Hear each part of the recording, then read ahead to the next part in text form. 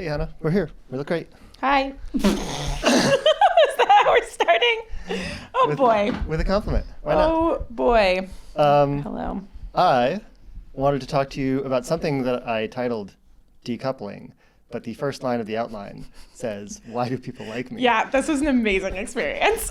So Matt sends me his intended discussion topic for today, which is decoupling. And I was like, probably we'll have an interesting discussion, but like, this conversation has been had like 17,000 times, right? It's like, okay, high and low, like it's on a spectrum with contextualizing, blah, blah, blah. You have to pick your context, blah, blah, blah, blah, blah.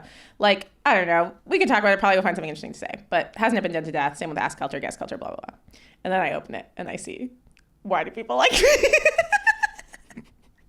And I'm like, one, I love when Matt's neuroses come to play. Two, I also wonder this all the time, and it made me feel so validated. Hannah's like, why the fuck do people like that guy? He's such a No, I meant for me. But yeah, I am validated that you wonder. No. And then I'm like, and then I started to wonder, like, does Matt ask himself why people like him for the same reason that I ask him why people like me, which is like some combination of like genuine curiosity and like slight, it's like a way to savor it. But I suspect you might be different. Do you know what I mean? Like when something good happens to you and you're like, why is this good thing happening to me? It's both a genuine, like the world is pretty unpredictable. It feels almost like scary and bizarre to not be able to explain it, but it's a brag. Even just to yourself. Yeah. Look at these riches. They all belong to me. How did I get so lucky? I don't feel too valenced about it. It's not, Do you feel valenced about anything? That's true. I have a pretty low range. I have a pretty low range. Well, the thing that actually gets revealed, I think, like a couple lines down in the outline, is like, it's my job to sort of give people advice on how to get hired in the fields where people often want to work with me and hire me and fund me for things. Since when is that your job? That was your job before you quit. It's my job at 80,000 hours. That was like 2 jobs ago.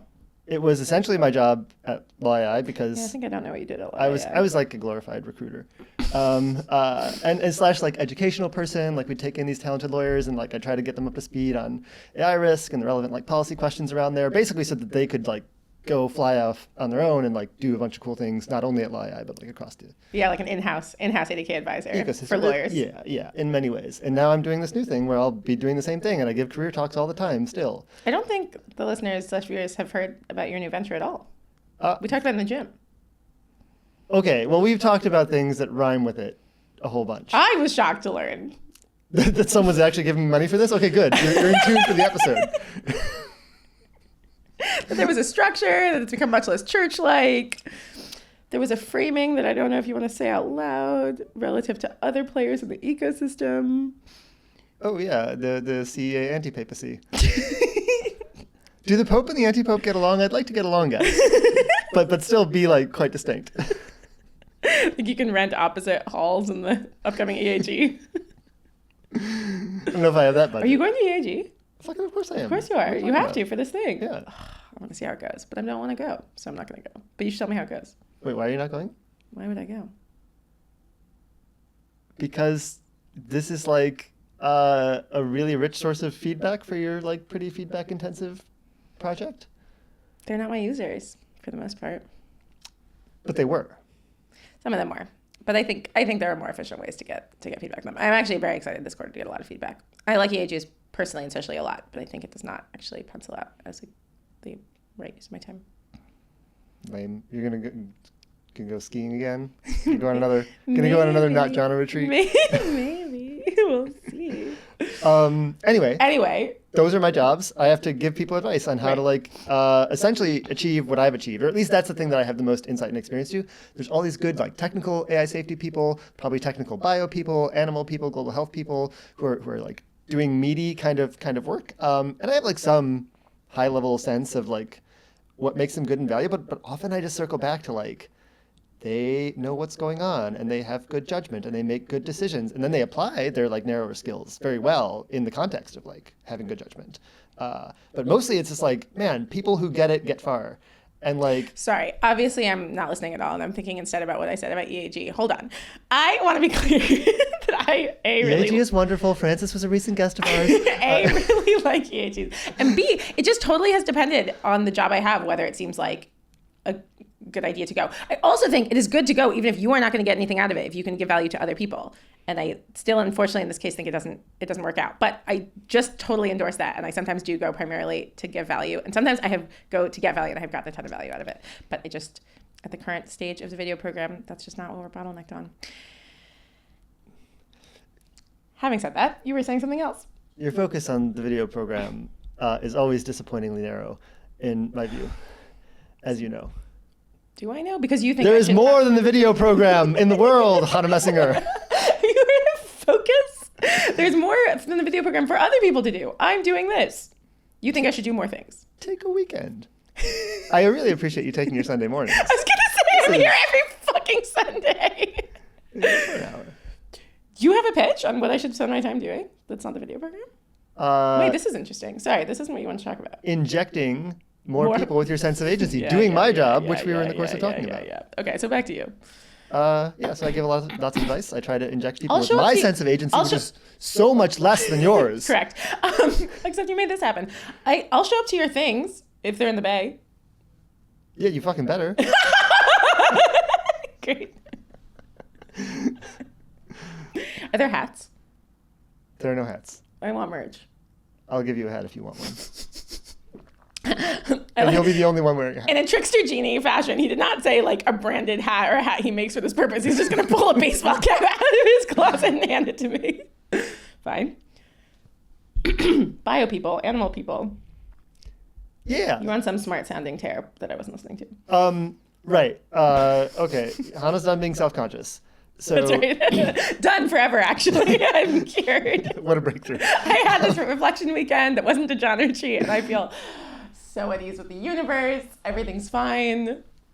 Right. So I'm saying, like, I give Have you noticed that maybe doomerism just comes from people having, like, unmet needs from childhood?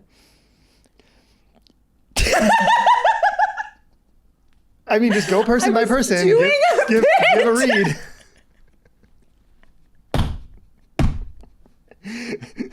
As if this isn't what Hannah already spends a bunch of her time on. Personal time. The CA Anti-Papacy is actually a trauma re-education center. I mean, isn't that what all religion is for? So true.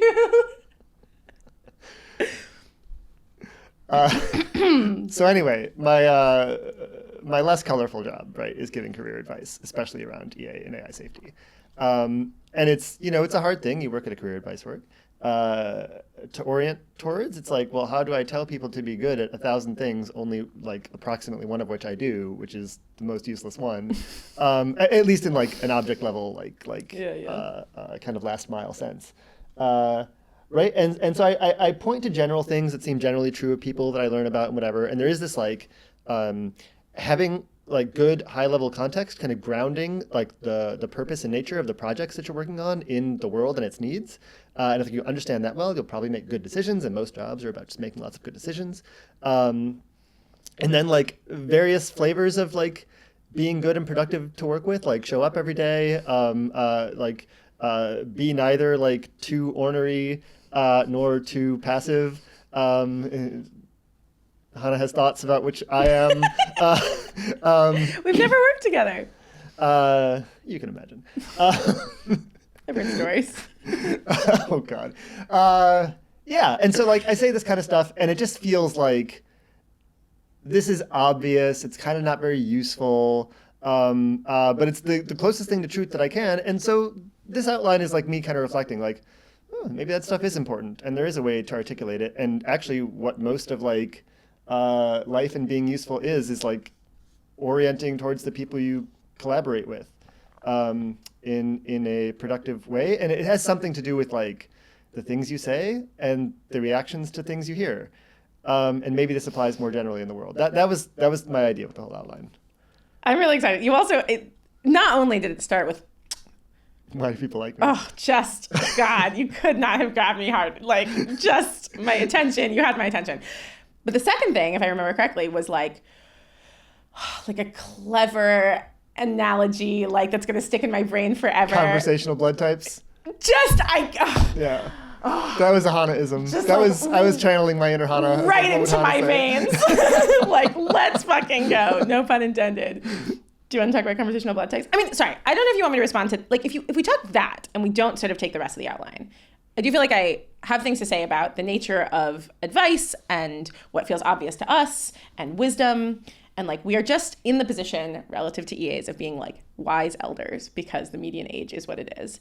And it means that I just like remember having this experience extremely intensely in 2021 when I was working with a lot of young people, or in 2022, where I was just like, I feel like I'm saying unbelievably obvious, boring things, and they seem to find it really helpful. And part of it is that they don't know what's helpful yet. And so some of the stuff I'm saying is probably stupid. But part of it is that there are just things that are obvious once you've experienced them a bunch that are not obvious to new people. And they have to learn it sometime. Like, this is blah, blah, blah. If everyone has heard it by age 30, like, you have to learn it for the first time somewhere, from someone.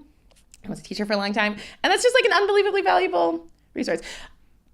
One specific example of this I care about a lot, just kind of orthogonal to all of this, is like, there's just a lot of people. If you're like 22, then the last time Trump wasn't a major political figure was when you were 12. What a fucked life. This is what I mean. Young people. This is what I mean. You have like no sense. Except from reading. That a better world could be real. That's right. That's right. There was this guy, people. His name was Barack Obama. They were really good times. This is what I mean. And so like, obviously people know, I'm not saying anyone is stupid, but like, there is just a viscerality to having lived through it. There's a bunch of like tacit knowledge about like, actually politics used to be about different things. And like, there was this guy, Paul Ryan, and he like really cared about the deficit. And like, that was really important for a while. And it seemed like almost principled. And like just like the debates were about other things. It's a bit like the like reading philosophy backwards. Like the debates were just completely askew in like 17-dimensional space to what we have now. And like telling young people that is unbelievably valuable. So too with many, many other things. Anyway, we could go into that, but I don't know if you wanted to go more into your outline. Yeah, I mean... But this is just good. It's just good to say obvious things over and over again. Did you know that you are like among the wealthiest people on earth, if you are listening to this podcast, to ever live? Did you know that you can like help a lot of people? Like, bullshit, annoying, banal, over and over and over again. Did you deeply internalize this when you were a teacher? Yeah. I was just like, I just remember telling people, I don't know, I got to explain the Monty Hall problem to people for the first time. And I got to like talk about cognitive biases for the first time. And a lot of parents, I think, have this experience of like, wow, the world erupts in wonder when you see it through the eyes of your 3-year-old. And I think there's something similar of like, right, somebody told me about this for the first time and I get to be the one to tell you about it for the first time and you don't know about it yet. And it's like boring and obvious to me, but this is so exciting. Yeah, and this is also like... And I'm like providing value by doing it, even if counterfactually, yeah, somebody else would have done whatever, but there's like a million things to learn by the time you're whatever age. And like, yeah, we're just all doing it for each other. Yeah, we're going fast. We're getting there as early as possible. What was nice about a teacher is I wasn't very optimized. There was something pleasant about that, you know? And frankly, my project was also pushing against optimization too. Yeah, I bet. How could the CA anti-papacy be? True.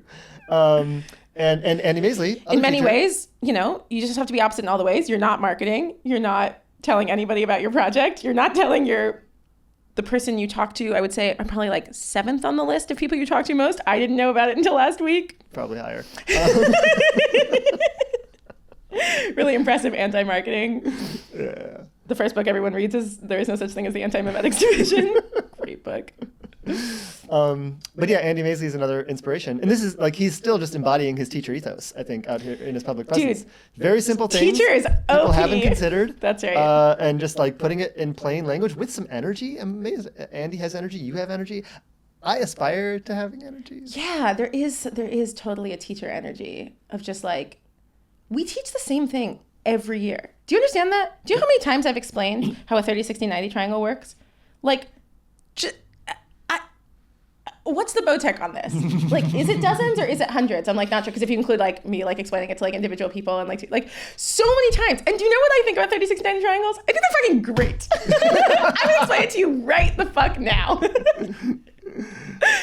Okay, here's what's great. Sorry. Are you gonna do it? Yeah.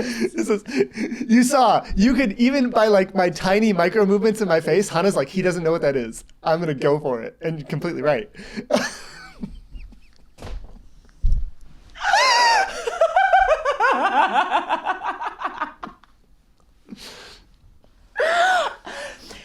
I'm not going to go into all the details, but what I like, okay, so basically like almost all of like basic trigonometry focuses on two kinds of triangles. Two kinds of right triangles, one that has a 30-degree angle and a 60-degree angle, and one that has a 45-degree angle and a 45-degree angle.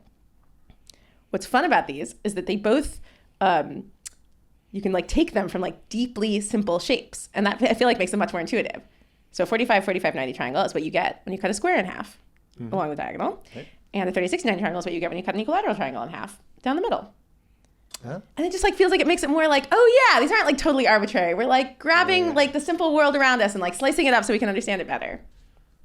It's neat. Yeah, I know. And then you get to see every year somebody in the class is like, oh, and I'm like, oh, that's so good. We have a moment. Anyway, the point is I don't mind explaining things over and over again. In fact, I like it. But yes, I think you're totally right to point to a teacher thing. Yeah. And around thinking basic things are just valuable to say, around not finding them boring, around not always needing to say the cleverest, newest thing. Like sometimes I would teach the same thing back to back, right? Like I would have an hour where I taught it and then I would start over, like as if like I was like a Westworld robot and they just like reboot. And I'm like, oh my God, it's so good to see you guys. Like, let's talk about 30, 60, 90 triangles. Let's talk about the fundamental theorem of calculus. And I just like meant it with every cell of my body. Yeah. And so, I mean, Andy and I have talked a little bit. Andy Maisley, other teacher, is this big inspiration for my project as well, which is essentially doing this for like the principles of effective altruism and like thinking about the world and how to find a big problem and what it means to make a difference and the kind of challenges ahead of you and the kind of opportunities there are. And address people's untold trauma from not having good high school teachers, obviously. Of course. And it's like, yeah, I think Andy like and I... people saying they wish you had been their teacher in high school is like, I just think one of the most meaningful compliments I get. It's just like extremely beautiful. And you're going to get it too. It's going to be great. I wish you had a better intuition for exactly how low the bar is. Yeah. But Andy and I have this thing where we kind of like stare at each other. We're like, he runs the ADC, which I think candidly, and everyone admits this, is kind of a low status thing in this world. You'd much rather be like an AI policy researcher, which you could absolutely be if you wanted to. But he has this kind of maybe teacher energy where he's like, no, this is like fun and exciting. You get to like tell people new things about the world that are interesting and important to them. Also, being a teacher is low status. Like he's selected for being like totally up for doing a low status thing extremely well. Yeah, but I don't know. I vibe with this a lot. In fact, fun pod story. Teachers are so earnest. Hannah. And you're not. Hannah, do you remember the very first interaction that you and I had? Oh no. Oh God. Zoom. Before you started working at ADK or right after? Good. Before. Kind of well before, too. That's what I remember. Claire Zabel introduced us. Because I was enthusiastic about teaching high school. I thought I could inject some of the principles into the curriculum. Yes, that's right. That's right. What did I say? I don't remember. I think I said, unfortunately, I have like left teaching because I think it's not impactful enough. So I can't. No, you were still a teacher at the time.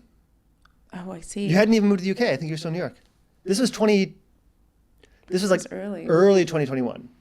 Yeah. It's like maybe April, May 2021. Nice. Wait, so you're wrapping up in New York. Yeah. That's right. Okay, so I hadn't even decided to quit yet. Okay, nice. I'm sure I said nonetheless, because I had this conversation a million times with people. I was like, in good faith. To be clear, you shouldn't take from the fact that I'm teaching that I think it's the highest impact option. I extremely do not. Yeah, I'm sure you said that. And then you also said like there's a whole like there's a way to game the system basically. It's like it helps a lot to be a math teacher. There's like a whole circuit that you do for like these high status prep schools and things. It's coming back to me a little bit. Yeah, nice.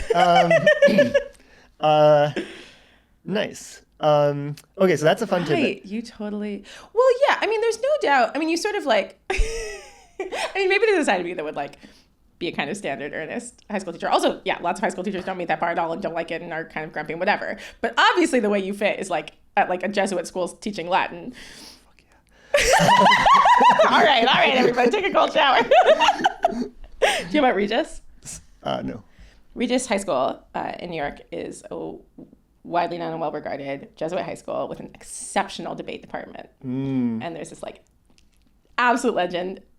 His name is like D. McKelly. He's just like the guy who runs a bunch of the debate circuit in the local New York City area. And his kids are very good at debate. I a little bit worry about how they're all doing and how much they're yelled at and whether they're allowed to be gay. But there seems like a lot of good things about it. It's also free because they're Jesuits. Those kids are going places, let me tell you. All right, let me. You know what you should do? Oh my God. Jonathan Nathan. I don't know if you listen to this. One of my dear friends from college. You guys should meet. He went to this school, experience, monastery in Rome. There's basically a secular monastery where you are not to speak any language besides Latin the entire time, except, of course, when you're studying ancient Greek. Does Daniel Filan know about this? Can we just... I'm sure he does. I'm sure I've talked to him about it, but great question. Anyway, I feel like you'd love it. Okay, cool. All right, we're trying to bring us back a little bit. Sorry, right. One thing I do want to say on the Matt being a teacher point, or Matt being too like stern and curmudgeonly to be a teacher. I don't know if I told you. No, some people love that shit too. It's a great teacher vibe. It can be excellent. They want your approval. You like smile once a year. They like remember it for the rest of their life. Yeah, it's a vibe. Okay, I do like that. However, I not to put a damper on it. I don't know if I've advised you to do this before, just for your complete education about like the range that Matt Reardon possesses. All things Matt. You are an employee at 80,000 hours. I think I could go listen to your advising calls. Precisely. Why haven't I done this? Do you know what people say about them? Oh my God. Are they just like disgustingly, wow, he's so nice. He's so friendly. Essentially. Incredible. People are like, who is this person who talks on these calls? This is very strange. That's really cute. Yeah. Where does that come from? I have a theory that it comes from you thinking that EA overconfidence is dumb and lame. And so you are actually just like less opinionated in some ways about what people should do. And part of how that manifests is like a sort of more like warm ease, non-optimized conversation. That's a big part of it. Another part of it like is those other advisors are going to like say facts. And I'm like, bro, IDK, it depends. Let's chat. I mix some facts in. No, that's good. That's a big part of it. But I think like an even bigger part of it is a sort of very Catholic thing. It all comes back. where it's like, I mean, yes, there is like, y'all are overconfident. Like, we don't have as strong a case for these things as we think we do. There are many other ways of seeing the world. But then there's also this idea that like... How many of your advising calls are really a conversation between you and ADK that is being laundered through these like poor, lovely people who just want to talk to you about stuff? Very, very little. And you'll know with the next thing that I say, which is that like Catholic lawyer, I'm like, these are our clients. Like, we are serving them. Yeah, like, nice. They are the impressive people who we hope will surpass us in every way. And we should speak to them as though they are those people. Nice. Very teacher energy. Yeah. Right? Yeah. I see. Not, we know things you don't. God, you will know things that we don't. God, you're so dumb. Like, how do you not already know all this stuff? Not that anyone at ADK orients people this way, but it is a feeling sometimes people have interacting with the EA community more broadly. But instead, here to serve. Yeah. Totally. Should we talk about conversational blood types? Yes. What am I trying to do in my ADK advising context? Am I trying to be I'm certainly trying to be a universal recipient. Yeah. Like, you, advisee, I want you to feel like you can tell me anything in your brain. Yeah. And I will give you a somewhat affirming reaction to it. Including like, I don't know, I might be too selfish for that. Or like, actually, to be honest, I kind of want to make a lot of money. Or like, I'm not sure how much I can commit to this. I'm like a parent. Or like, I got other things going on or whatever. Or like, I don't know how much I buy this stuff. And you're just like, sure. Yeah, that's a way to be. God, everything is therapy. Like, so much of teaching. I used to describe myself as like mostly a math therapist. I may have even said that on the pod, but just like, you experience math as a source of like stress and turmoil and a way that you can feel bad about yourself. Let's work on that. It's common. Okay, universal recipient. Yeah, so you want to be a universal recipient. You don't want to be a universal donor. And the important thing about the universal recipient, which in general vibe, is that like it comes through. Like, people can just tell, right? Like, are you a chill dude? Yeah. Who will like not freak out if I tell you the wrong thing? Yep. Like, are you itching to cancel me, or are you like easily triggered, or like these things often bleed through. But you can also fake them. IMO. If you're good. Yeah. I'm very bad at faking anything. I have a few sides to myself, but I am just one guy. I think we got through 10 guys last time. Oh, right. Well, those are sides. Sides, guys. Anyway, universal recipient. Nice. And yeah, I wonder, there might be a claim that like EA is bad at being a universal recipient, right? Like people say something and then like 7 of us show up in the Twitter comments to be like, you don't understand, or like, obviously we would take that into account. Da, da, da. Haven't you seen the meter graph? Haven't you seen the meter graph? That's what my cute little wind-up toys is. I can have it go around. Nice. Yeah, so let's back up and kind of generalize here. How much of just like general human relationships is this explaining? Yeah, there's a trade-off that I point to in the outline a little bit, where it's like, you can imagine someone who never says anything that offends anyone, right? And oftentimes they're not going to be that engaging because the things they say are too tame. Yeah. So in some sense, you want to like sort of minimize the number of people you offend while maximizing your distinctiveness, or something like that. And then I think being a universal recipient is just kind of always pro move to be popular, if that's what we're even talking about. To be popular. Yeah. Is that right? Because like one way it's not good to be a universal recipient. I mean, there's the obvious thing, which is like, it can be good to tell people when they're being shitty or whatever. But I, in fact, think that there's something very powerful about being in the room if you are sort of known to have a specific orientation to the world or a specific set of judgments, such that people will like orient around you, and that can extend when you're not in the room to like people's shoulder version of you and the like version of you they have inside their head, where you're like, actually, like Matt wouldn't like it that I'm like not, I haven't like corralled the like 10% that I'm supposed to give. Like that would make him sad, and so like even when I imagine like talking to you about it, I'm like more likely to do the right thing. So this is the complicated thing about universal donorship. Yeah, and I think it just bleeds over into universal recipients too, because like if you want to be distinctive and dynamic in what you put out, right? Like this can't just like flatly contradict the things that you hear and how much you tolerate them, right? Because if it does, then people are like, what is this person doing? Although I think there is like a very powerful, maybe. Do you think people are going to get it from context, or should you like actually explain the framework we're using? Okay. So in conversation on this taxonomy that I made up last night. It's so good. It's just like, it has that like, it's so mimetically fit. Like I just, it's so good. So with your blood, if you're a blood donor, right, you can, there are different blood types. And I think like O is a universal donor. That's right. Meaning that your blood can be received by anyone. And then I don't know if there are universal recipients in blood types. AB+. Oh, AB+. Is a universal recipient, meaning any blood you can put into that person and their immune system, whatever, will get along with it. And then there's a bunch in between that like have to match up 1-to-1 or something like that. And you can even like extend the analogy with like, why can't you give type A blood to type B people? Because there are antibodies that will attack it. And we like often use this analogy for like, I feel allergic to that idea. I have antibodies to that idea. I react, like I've been inoculated to that idea. I mean, we like use this frame like quite a lot. And so you just extend it to conversation, like things that people say and put out there. It's like there are people who every utterance they make is just like totally tolerable to everyone. It's not going to offend anyone's sensibilities, at least in the range of sensibilities that are out there, barring some like crazy edge cases. And then you can imagine people who might have particular beliefs about the world or whatever, but anything they hear is just okay with them as a social matter. They're just going to be nice about it and maybe not like affirming and agreeing, but like at least not attacking as though they were an antibody or something like that. And maybe like being further on the spectrum of both, like trying to be both a universal donor and recipient makes you popular, with this like side constraint of like, well, if you're not interesting or dynamic or adding anything or, contradicting yourself, And this all is meant to explain why people like you. Why people like anybody? It's like, what am I doing in conversation such that like, people are hyped to like advance me in their hiring processes, to invite me to parties, which they've learned not to do since I always say no. But that's another matter.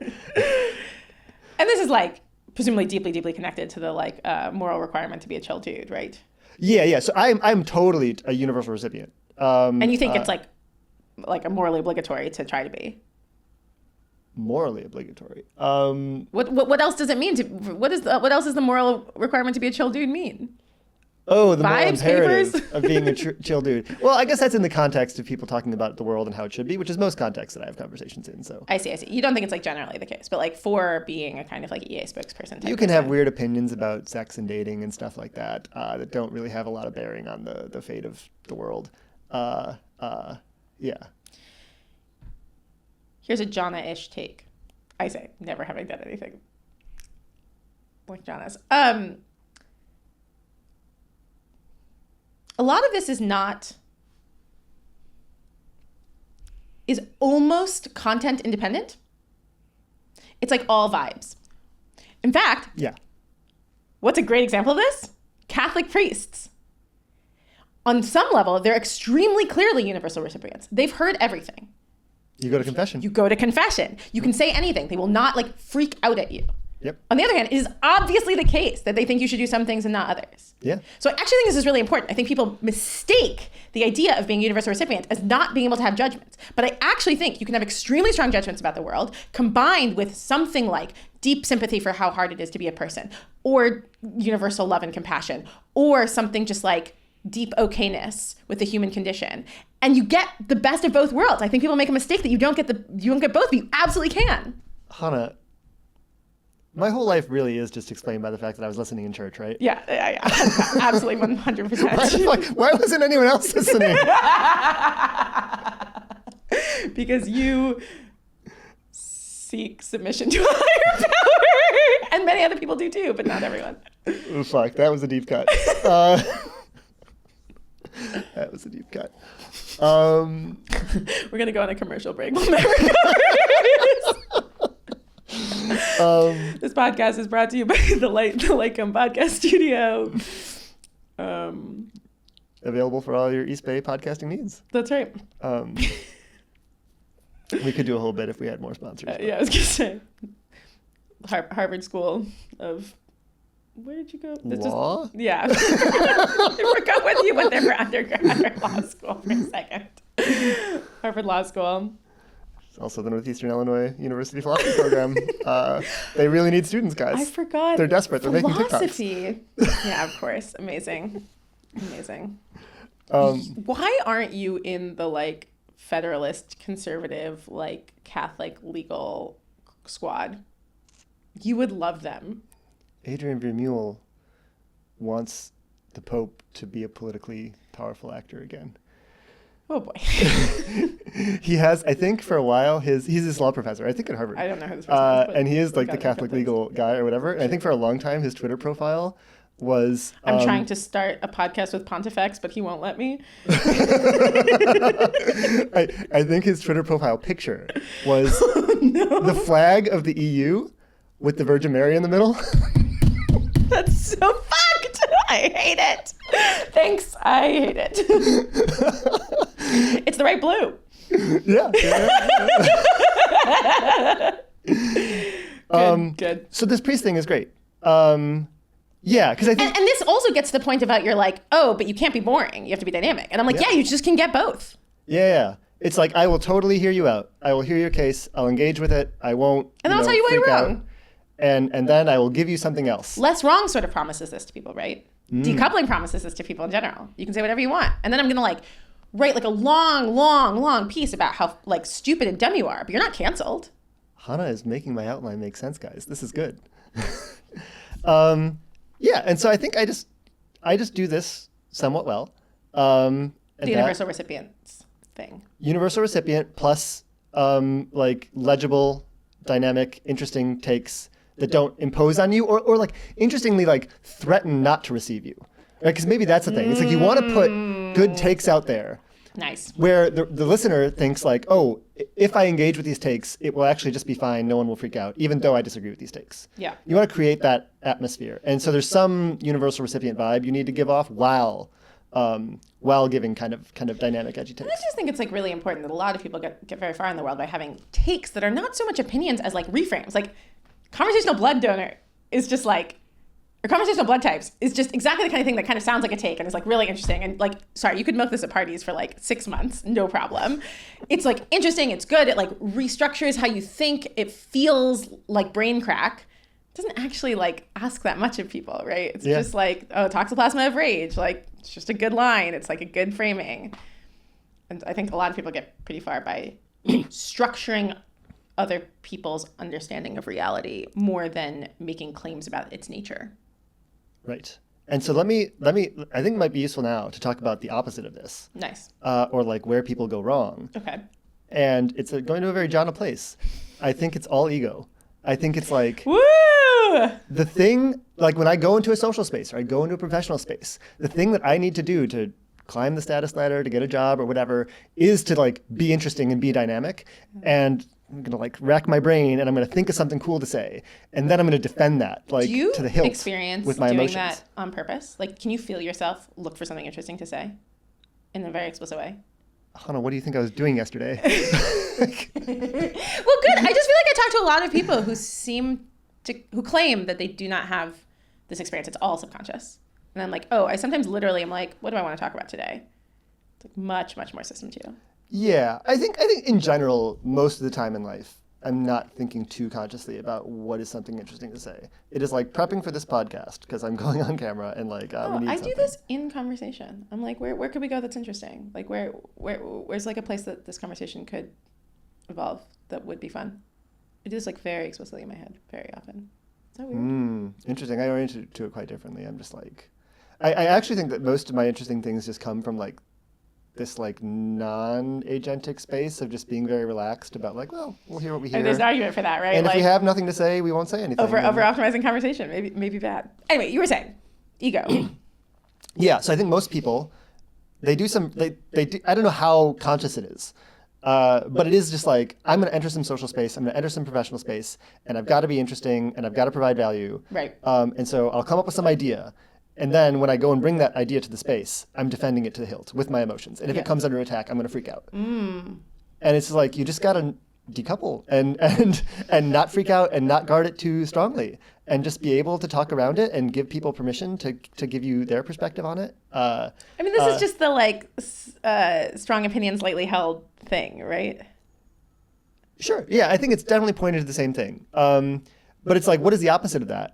And the opposite, I think, is just like getting too invested in like your object level views about things on an emotional level, where like it makes people uncomfortable to explore those things with you, and then they don't want to have long and interesting conversations with you. They might want to work with you, just because you're too defensive. You're too much like, no, guys, my thing is good. I'm good. Like validate me now. And people are like, I didn't sign up for that, man.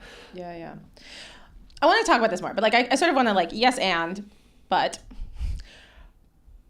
I don't know. I sometimes do talk to people who I think are holding their opinions too lightly. Like it mostly feels like a social game, and then I'm just like not nearly as interested to talk to them. Like, right. Yeah, it's all very well and good to have takes, and probably that gets you very far in life. But for me, I'm interested in people with a worldview.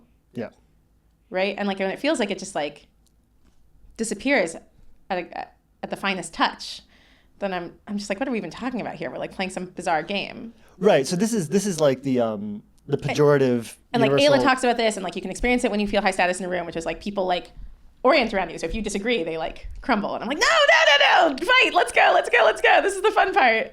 Yeah, well, this is just another gloss on like if you try too hard to be consciously a universal recipient or a universal donor, then you become uninteresting. You're not dynamic anymore. So the lightly held thing is important. Like there has to be some holding, not zero held. Yeah, and so I think again, this is balance, right? And people either just like get way too emotionally invested and hold their ideas way too tightly, or they hold them not at all and they're not interesting. They don't have a view. And it's like you gotta get this light holding thing where you can explore and like you could change your mind, but like it's gonna take at least some work, and that work is hopefully pleasant. I think I want to claim that that's just like the wrong axis. Like how tightly you're holding. I mean, maybe how tightly you're holding feels like less what's important. Like I don't know. You should hold it precisely as tightly as the evidence suggests. Yada yada yada. And it feels like there's two other axes that I'm more interested in that seem more relevant that are orthogonal to that. One of them is just like defensiveness, right? Like you can hold something tightly without defensiveness. You can just be like, I'm just extremely sure about this, but I'm very happy to talk about it. Yeah, true. And then second is something like how curious you are to like explore the question. Like people, I saw a tweet that was like, why is this woman so pretty? And it was like a video of a woman interacting with a halal truck operator. And the answer was actually that she was just very pretty, but people needed a lot of reasons, so they wrote a lot of words about it, which I think are totally wrong. But the claim was the thing she is reactive, like responsive. Like he says something, she's like giving something back. She's like laughing. She's like yes-anding something. And I don't know, there's something to that. This is kind of feminine coded, so this is like sort of like a way that works for me. I don't know if it would work for everyone, but I do think there's something about like, I've said something, you have a disagreement. I'm interested in it. Tell me more. Which is like as far from defensiveness as you can get, right? Yeah, it's very universal recipient. And then to get really Chana about it, if you can own, sorry, this is not always appropriate in professional context, but if you can own your defensiveness, that's also interesting. If you're like, oof, actually, wow, I feel really complicated about that because this feels really important to me. But like, tell me about it. Then you've just like created more intimacy, created more depth. Like, that's some good stuff there. Self-awareness is like a very, very useful thing for being an effective universal recipient. Say more. Because it's like, yeah, I mean, this whole conversation is like you're doing both at the same time. You're giving and receiving. Yeah. And I think a lot of times when people give something, it is not immediately clear how defensive they might be about this or whatever.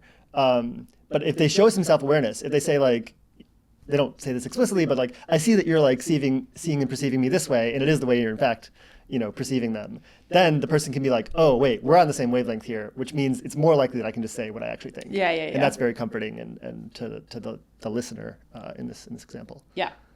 And if a lot of this is about trauma, safety, danger, sense of threat, one thing you can do by being a very good universal donor, by like saying things so same with the universal recipient, I claim that you can actually say a lot of things at all ranges of spiciness in a way that are well received if you like understand how to frame them, if you like understand what people need. This is something I actually feel like I could get a lot better at. But like, you just like are giving people also a sense of safety. Like they will now have had the experience of hearing something that might be hard for them in a way that felt good. Yeah. You were like making them more likely to be, you're like inching them along the universal recipients in the future. Because in fact, every time they experience someone telling them they're wrong, it comes with like 17 footnotes about how disgusting they are. Like, yeah, they're like correctly not gonna like be up for it the next time. And if you provide the opposite, good stuff happens. This is also how we save America. By talking to conservatives without the footnotes? Yep. Hannah's like, I'm off the train. We found the frontier challenge in this area. I try to do this on Twitter sometimes. It doesn't. You do? I only see your AI stuff. Or like EA stuff. I mean, that's another thing is like, it's funny how Twitter just like decides, you're this kind of guy. These are your posts that people like, and these are the only posts we're going to show to anybody. That's right. Reply boosts don't work anymore. What the fuck is you click those buttons? Elon, I gave you, I have a Premium Plus account, which says that by default, your reply gets the strongest boost. And this used to mean something. So cringe. Sorry. It used to work. And it used to be like, if I get on a post that has like 200 replies already, my reply will be like in the top 10 or something like that. Like pretty much automatically. No but longer. Now it seems to me that the algorithm is much more like, ordering replies for each viewer based on like how likely they are to like those replies, which is the thing that Instagram famously has done I didn't know that. for a long time. With like celebrity posts and stuff like that. Sure. It's funny. Some people have examples of like, there'll be an Instagram reel about like a couple fight. And men on Instagram will see comments taking the guy's side. Oh my God. And women will see. Oh God, the epistemic environment. Everyone watch Eddington. The epistemic environment is so fucked. And people are trying to update. They're trying to like understand the world. They'll be like, isn't it interesting that this is what shows up on social media? And more you're just like telling on yourself. And there's just like nothing to be learned about the broader world. Yeah, it's rough out there. It's rough out there. But there was a beautiful time across much of 2025 when my reply boost basically worked, and people just got Matt Ridden's thoughts regardless because he paid for you to see those. And my remarks. So what's the upshot here? There's a moral imperative to be a chill dude, and we've talked about some of the ways in which you can be a chiller dude.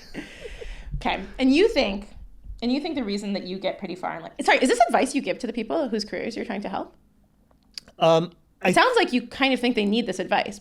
I think the conversation that you and I are having here is like cutting a bit deeper and more personal than the advice I give. Yeah, that seems correct. But I'm like, moment to moment, if you're trying to act out. Hey, advisee, you know how you're super insecure? You gotta fucking stop doing that. Right? It's fine, but it comes through.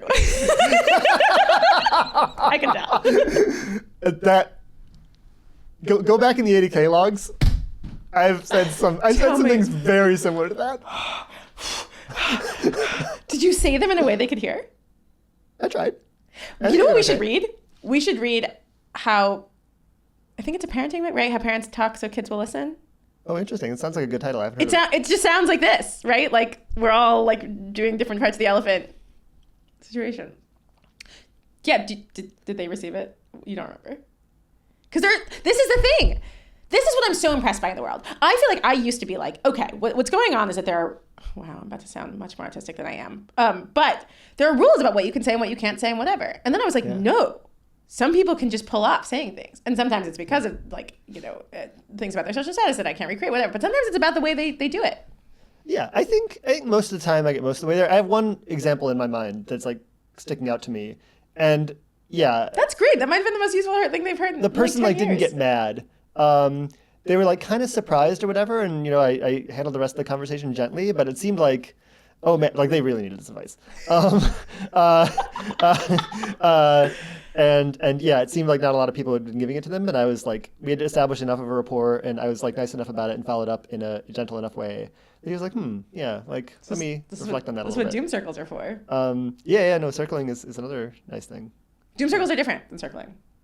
Doom circles, when you like, people tell you what your doom is. They're like, this is my hypothesis about why you're fucking up in life. Oh, nice. Yeah. No, I mean, why would circling be any different? What else is there to talk about? I think people usually think about their own experience of circling rather than yours, but you can do a birthday circle. I've done neither of these things, to be clear. You should totally do a doom circle. You'd love it. You'd both love telling people why they're fucking up, and you'd love being told why you're fucking up. Okay. Should the CEA anti-papacy have doom circles? They're kind of intense. They're kind of culty. They kind of like, they do the thing. They do the thing that everyone, you have to choose when you're doing something like this. How high are you going to turn the dial on like forced intimacy that creates these like very strong bonds, but it's like kind of psychoactive. Yeah. You get to decide. Doom circles, I think, are kind of high on this. I think they're kind of high risk. I mean, some of my session planning ideas have started trending in this direction. There really are a lot of skulls on this path. Please investigate them. Says the former member of the CEA community health team. Yeah, my job was, have you noticed the skulls? And then to say that over and over again with a polite smile. And they keep fucking piling up, you pieces of shit. Would you stop already? Announcement. Commitment from Matt. It is 2026. It is February 1st. It's February 1st? Whoa. I really lost track of what month it was. Wait, surely not. It's January 31st. I am looking at my laptop right now. Fuck! It's already February. February 1st. Fuck! On December 23rd, I am going to host a Festivus. Yeah! Which the airing of grievances in Festivus famously is a doom circle, essentially, right? Nice. Like, here's what's wrong with you. I got a lot of problems with you people, and now you're going to hear about it. No, what? This is so... Okay, it's... Grievances and doom are so... They're like basically the opposite. Grievances are like, here's why I'm pissed at you. Doom is like, I'm actually going to try to figure out, from your perspective, what is going wrong in your life. Well, Hannah, don't we and our friends all see the world clearly, such that our grievances are those things? Of course. My grievance has nothing to do with you being late that one time or like being mean to my girlfriend that one time. These are deep facts about you that will maximally help you along your gradient descent to the good place. So I say. So say we all. Fine. Yeah, I strongly disagree with this elision. But that's fine. That sounds great. Commitment. You're all invited. No matter where you are in the world, you can all show up. But you gotta commit. Matt lives at Zero just here. Okay. So sorry, I took us on a tangent. No, great. What's the upshot was our kind of question here. And it's like, yeah, I think this is giving some, like deeply personal and hard to deliver advice that undergirds the idea that you should have a theory of change and be able to communicate it well to, advance your career. I'm actually curious what you think about, and this just like totally fits in, but there is a thing where telling someone something they don't want to hear can be pretty rough for them and for the social interaction you're having in the moment, but be like net great for like your popularity or whatever. Like I feel like Sasha Chapin like wins this way, right? It's like, oh. Do you want to say the whole podcast? Do you want to say more? Next pod. But I think he like tells people things they don't always like immediately want to hear, but often like really appreciate having heard. And I think lots of like therapists, coaches, guru types like succeed this way. I think actually a lot of Twitter succeeds this way. I don't know if it's always actually good for people to hear, but like a shocking number of people just want to be told what to do and like want to be told that they're fucking up their life in a particular way. And like get get right with the Lord. And like, I don't know, in the 70s, there were all these like group therapy fads where you would show up to like an auditorium and the guy on stage would just scream at you. And like, people were just like there for it. Yeah, you're so happy. So I don't, like, where does this fit in? And maybe my little reaction there was just like, oh, this is the competition. Nice. Bring it back. Like, yeah, where does this fit in? The fact that like sometimes people just like really appreciate.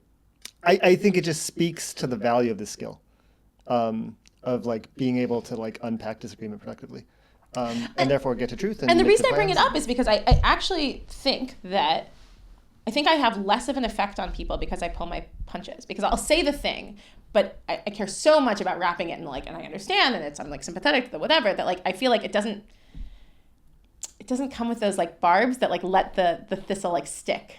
Like I feel like people have said things to me where they were just barbed enough where I just like kept thinking about it, and that just made it have so much more of an impact than something that was so softly delivered that I was like, thank you for this like stuffed animal of joy. I will like put it on my shelf and think about it sometime.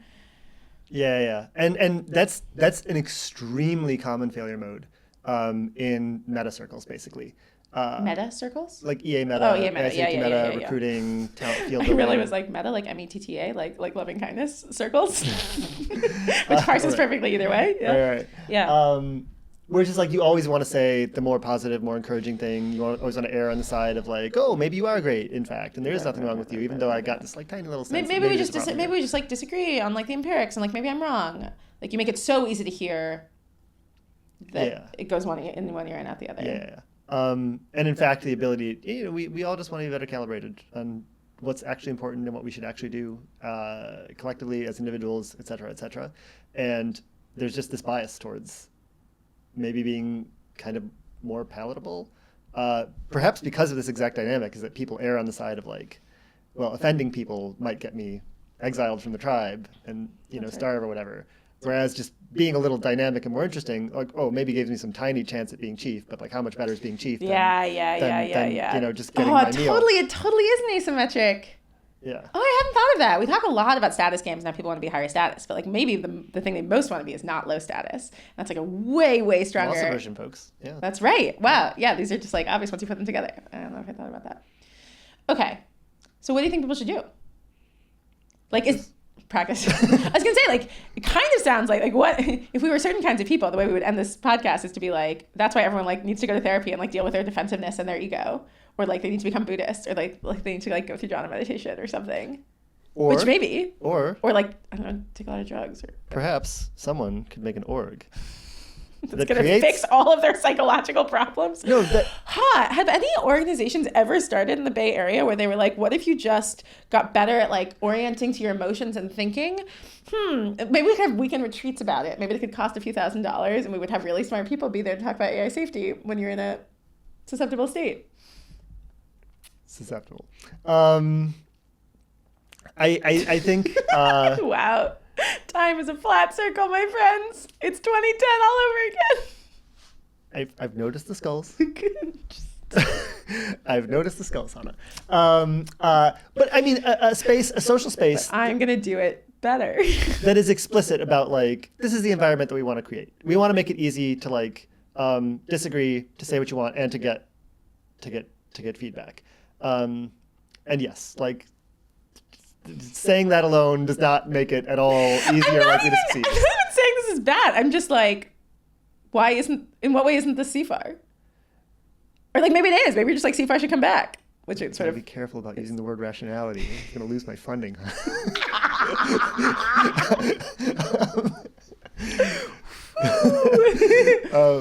You only use Center for Applied Reardon. Everyone, we have an org name.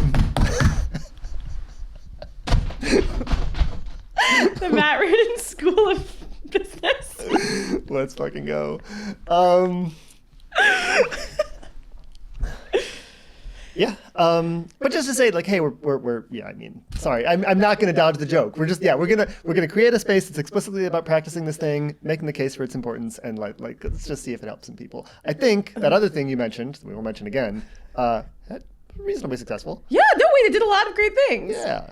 I wasn't so much saying like, isn't it fuck that you're doing the same thing again? I'm more like, didn't we try this? Or like, and maybe you're just like, we should do it again. And it had the unfortunate consequence, in my view, of getting people way too doom-pilled such that they ran off to do other things I thought were more important than this. And so I'm bringing back the old ways, folks. And I think it unfortunately just matters. I mean, funders know that like who's running the org is sometimes like way more important than any of the ideas or the theory of change. And like your vibe is very different than Anna Salmon's and Julia Galef's and Val Smith's. And so like you will just like run in different, even if you were trying to run the exact same thing, you would just like under no circumstances do it. And the vibe, that vibe is the teacher and wannabe teacher vibe. That's Andy's the inspiration, that's right? You're partially the inspiration. You're going to be there. Andy's going to be there. If it's in the Bay. For the ones in the Bay. I will not go to London for this. I haven't shared my doc. I haven't shared you with much. But I have lists. He doesn't tell me anything. Like, we talk every Sunday morning. We've talked about EA Church for like 6 months. And I learned a week ago that he was starting an organization. And then he like looked at me like I was stupid for not having like, I don't know, like seen the entire world in a Bayesian blade of grass. It was like... Like, what do you think we've been talking about? Did you think this wasn't going to happen? Like... You thought I was just bullshitting you? I feel like you should give yourself more credit for the agency. Right. The number of ideas I hear, you know. Okay, to be clear, agency was pretty low on this one too. The funder came to you, right? Yeah. They call it, what do they call it? Like active fundraising or like grant making or like active grant making, by which they mean like finding low agency fucking people and getting them to actually do something useful for once. Sorry, I love you, GCRCB team. No, I confess the thing. Doesn't it feel so good to have someone be like, I believe in you enough to do the thing? And you know, that was the question that motivated this whole conversation. Why the fuck did that happen? Right. Good. We've all come around. Sorry, but isn't the possibility, I don't know, what time is it? 10:07. Great, I'm gonna go soon. Yeah. Isn't it just like, okay, but I do want to leave us with one potential counter-hypothesis to all of this. I think this is all good. Mm-hmm. Maybe there's just no one else. Who currently, like... There's just not that many is of aware of us. opportunities like this and has the context, and I want to produce more of me. I want to be surpassed by my clients. Good. I can't wait. Great. Let's see how fast we can do it. That's so I'll go back to being a lawyer. It'll be fine. Always looking to replace yourself. Fuck yeah. Good. When does it start? When did we start? Wait, I like the sound of that. Can we do a live pod at the event? Sure. No one wants to hear that. I mean, it'll probably be here. Like. Oh yeah, so true. God, where else would it be? Yeah. What am I thinking? Yeah. I mean, can have it at the same time and place as my wedding weekend. Yeah. Not getting married in Lighthaven. Sorry. I mean, that's just a miss, but whatever. I asked about prices, but it's not gonna happen. I love that. I mean, I'm already working like several hours a day on just like scoping things and. Guys, aren't you impressed? He's working several hours a day. Well, first of all, funding has not officially come through. The funders have behaved very consistently with the fact that funding is going to come through, but it's not official. And I'm still just kind of feeling things out, kind of making plans, which, you know, is typical of the low agency person that had to be plugged into doing this. But I think it will really, it'll start to ramp up a lot once I know that like this is actually happening. And I get office space. Here? No. Probably not here. It's like maybe Constellation. We'll see what they think. That'll be fun. Let's hang out, we'll bro. Have lunch. Oh, we'll God. Have lunch. Or you know, Far Labs, or you know, maybe the local WeWork. Well, you know, that order of preference, basically. Yeah. Nice. That's very exciting. Yeah. We need a name. Have you looked at the name doc? No docs have been sent to me. Literally zero docs. You're in the relevant Slack channel. Random in Event Horizon Slack. Oh, what? Put it in your own Slack. I don't check that channel. MR Remarks is the best channel? The MR Remarks is the only channel that I check in the Event Horizon Slack. If that's true, I love that. That's true. Amazing. There's also Ben Thoughts with Friends. You owe yourself DF Scribbles. The what? DF Scribbles. I worry that there's going to be a lot in there. There's a lot in there. But it's all good. There's only so many social medias I can keep up with. It's all good. I do love DF Thoughts. All right. That's a fine enough place to wrap. Chana has to go. I think we learned a lot about all the things that we might mean by decoupling, and the might is doing a lot of work in that sentence. All right. Next time, friends. Bye. Bye.